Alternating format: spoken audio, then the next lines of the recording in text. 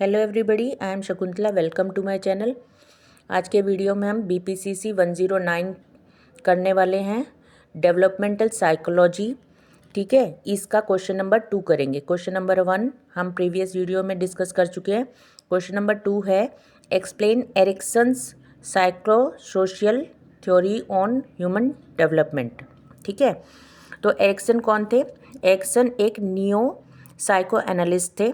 ठीक है, और इनका सबसे मेन मोस्ट इन्फ्लुएंशियल वर्क क्या था? Childhood and society and identity, youth and crisis. ये 2 वर्क्स थे इनके जो बहुत पॉपुलर थे। ठीक है, तो अब इन्होंने क्या किया था, एक थ्योरी दी थी ह्यूमन डेवलपमेंट के लिए।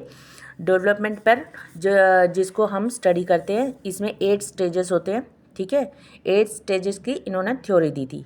तो हम बारी बारी एक एक स्टेज को देखेंगे और पढ़ेंगे। ठीक है, तो फर्स्ट स्टेज क्या थी? Trust versus mistrust. ओके, तो ट्रस्ट वर्सेस मिसट्रस्ट कौन से एज ग्रुप की बात हो रही है यहाँ पर? 0 यानी कि बच्चा पैदा होता है वहाँ से 1-1.5 साल तक की जो एज लिमिट होती है, एज टाइम होता है, पर्टिकुलर पीरियड होता है, उसमें जो ट्रस्ट और मिसट्रस्ट बिल्ड होता है बच्चे के अंदर।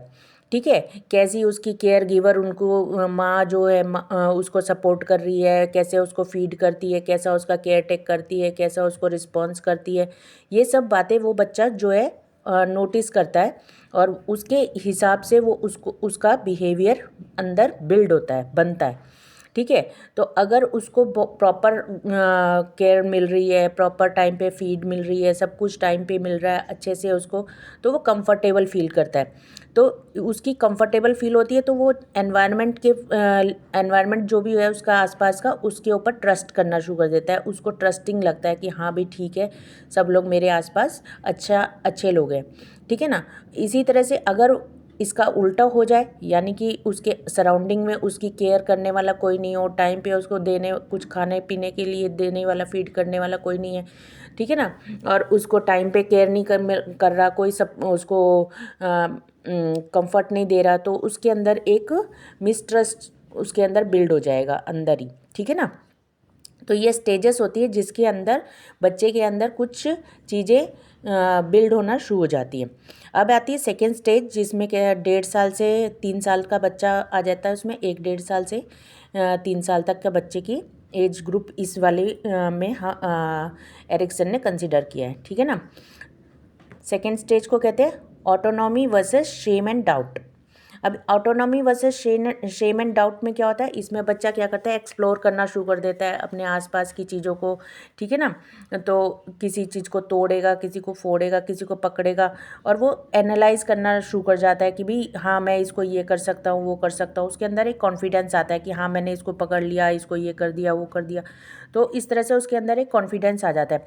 और अगर उसके ऊपर रिस्ट्रिक्शंस ज़्यादा लगा दी जाए तो वो क्या करता है कि उसको कॉन्फिडेंस नहीं आएगा, वो अपनी सबके ऊपर डिपेंड होने लग जाएगा कि भई ये मुझे ये ला के दो, मेरे से नहीं उठेगा, मैं नहीं कर सकता। ठीक है, और उसके अंदर अपने ऊपर सेल्फ डाउट क्रिएट करना शुरू कर देगा। इस तरह से अपने अंदर उसको एक क्या हो जाएगा, लैक ऑफ इंडिपेंडेंस बिल्ड होने लग जाएगा। ठीक है ना। थर्ड स्टेज आ जाती है हमारी 3 साल से 5-6 साल तक के बच्चे की। इस 3 साल से 5-6 साल का एज ग्रुप जो होता है, इसमें बच्चे के अंदर क्या आता है, इनिशिएटिव वर्सेस गिल्ट। ये हमारी एरिक्सन ने जो स्टेज 3 का नाम दिया है, इनिशिएटिव वर्सेस गिल्ट का नाम दिया है। तो इनिशिएटिव वर्सेस गिल्ट में क्या होता है, अब इसमें इनिशिएटिव लेना शुरू कर देता है। अगर बच्चे की यहाँ पर फर्स्ट एंड सेकंड स्टेज में अच्छी ग्रोथ हुई, मतलब अच्छी तरह से उसको ट्रस्ट भी मिला, उसको फ्रीडम भी मिली एक्सप्लोरेशन की, ठीक है, तो उसके अंदर इनिशिएटिव लेने का वो आ जाता है कि करेज आ जाता है कि भाई मैं कोई चीज़ के लिए इनिशिएटिव ले सकता हूँ, हाँ मैं इसको पकड़ सकता हूँ, हाँ मैं भाग सकता हूँ, हाँ मैं ये कर सकता हूँ। तो वो इनिशिएटिव लेने लग जाता है। अगर उसकी फर्स्ट एंड सेकंड स्टेज पे उसको मिसट्रस्ट मिला हो, डाउट आए हों, सेल्फ डाउट आए हों, तो वो गिल्ट उसके अंदर बिल्ड हो जाता है।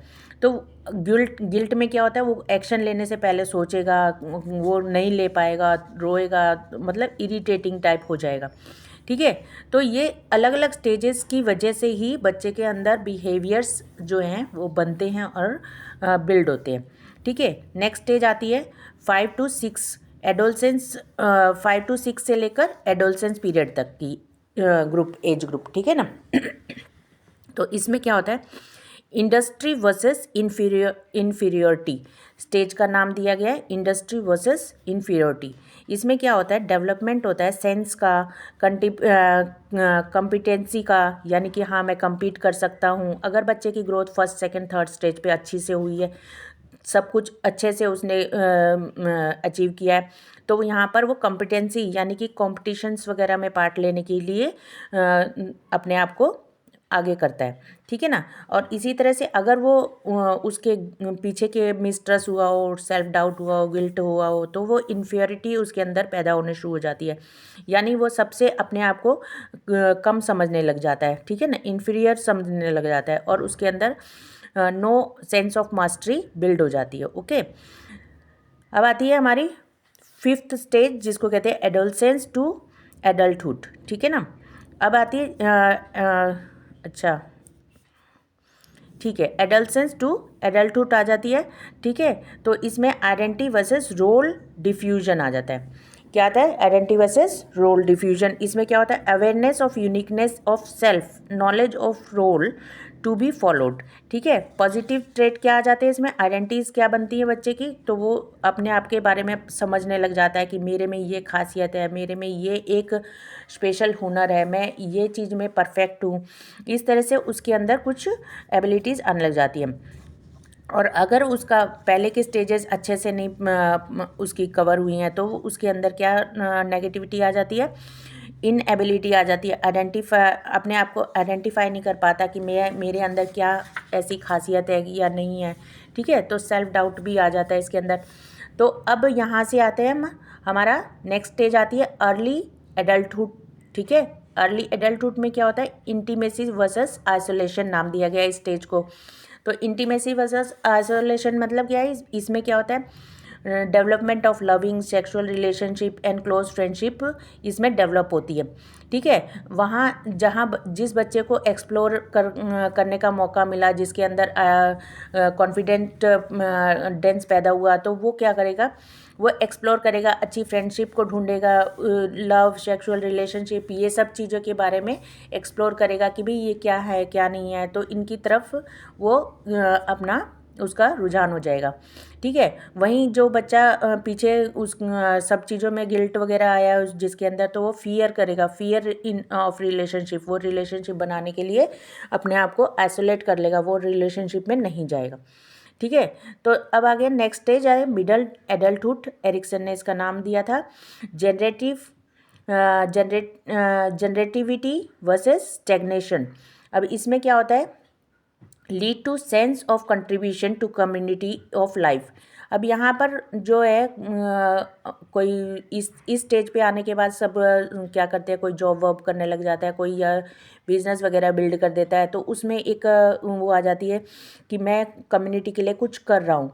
ठीक है। यानी कि वो दूसरों के लिए कुछ कर रहा है, कुछ पैसा कमा रहा है, कुछ कर पा रहा है। ठीक है। और वहीं जो जो नहीं कर पाएगा, जो जिसके अंदर आइसोलेशन था, जिसके अंदर इन्फीरियरिटी थी, उसके अंदर क्या हो जाएगा, स्टेग्नेशन आ जाएगा, यानी कि वो एक जड़ की तरह से, कहते हैं ना, बंद सा गया, आगे नहीं बढ़ पा रहा, उस तरह से हो जाएगा। ठीक है ना। नेक्स्ट स्टेज आती है हमारी लेट एडल्टहुड, जिसको ego integrity versus despair stage में कंसीडर किया जाता है।